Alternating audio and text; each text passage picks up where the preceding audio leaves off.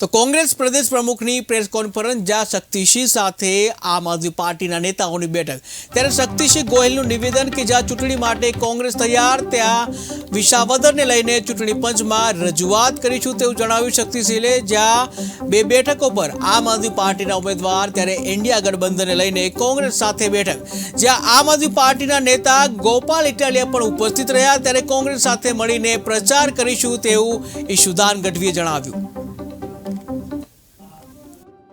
સમગ્ર દુનિયામાં લોકો આવકારતા હોય છે। દુનિયાની સૌથી મોટી લોકશાહી ગૌરવપૂર્ણ કહી શકે કે આપણા દેશની લોકશાહી છે।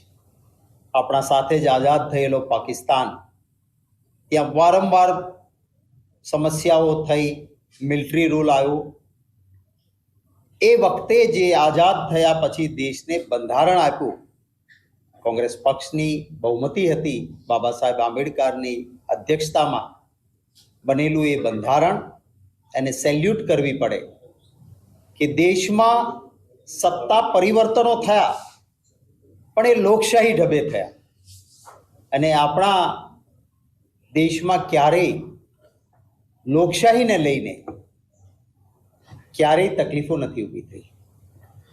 ત્યારે આજે લોકશાહીમાં ચૂંટણી છે એ પણ એક પવિત્ર પર્વ છે। આખરે લોકોના હાથમાં સત્તા છે કે શાસન કોને આપવું। આજે ચૂંટણી પંચે 7 ફેઝમાં દેશની લોકસભાની અને 5 રાજ્યોની ચૂંટણીઓની જાહેરાત કરી છે। મને મારા પક્ષ વતી ચૂંટણીની થયેલી જાહેરાતોને આવકારતા ખૂબ આનંદ થાય છે। મેં કહ્યું એમ, લોકશાહીમાં આખરે જનતા જનાર્દન મહાન છે, લોકોના હાથમાં સત્તા છે, અને આ એ જ દેશની જનતા છે કે જેમણે કોઈ પણ જાતના વાયોલન્સ એટલે કે તોફાન, કોઈ પણ જાતના હુલ્લડો વગર લોકશાહી ઢબે સત્તાના પરિવર્તન કર્યા છે। એક સમય એવો પણ હતો કે જ્યારે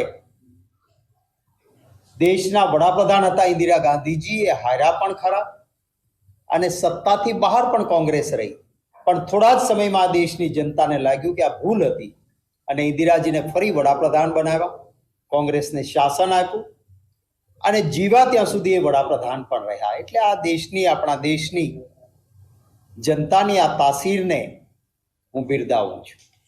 7 ફેઝમાં જે ચૂંટણીઓ યોજાવાની છે એમાં આપણું ગુજરાત એનો ફેઝ એ 3જો ફેઝ છે, અને 3જા ફેઝમાં જ્યારે ગુજરાતની ચૂંટણીઓ છે એમાં બિલકુલ ઇન્ડિયા ગઠબંધન જ્યારે કેન્દ્રમાં લાગુ થયું અને ત્યારબાદ ગુજરાતમાં પણ ઇન્ડિયા ગઠબંધન અંતર્ગત ચૂંટણી લડવાનું નક્કી થયું।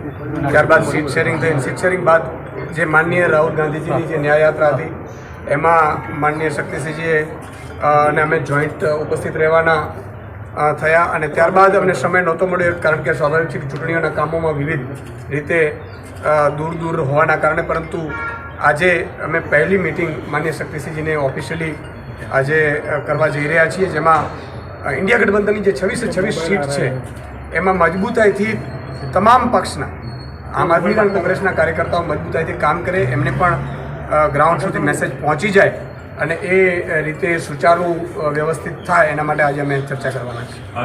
વિધાનસભાની બેઠકો લઈને પણ આપની કોઈ માંગ કરી, પેટા ચૂંટણીમાં કોઈ બેઠકોને લઈને આમ આદમી પાર્ટીની શું ડિમાન્ડ હશે?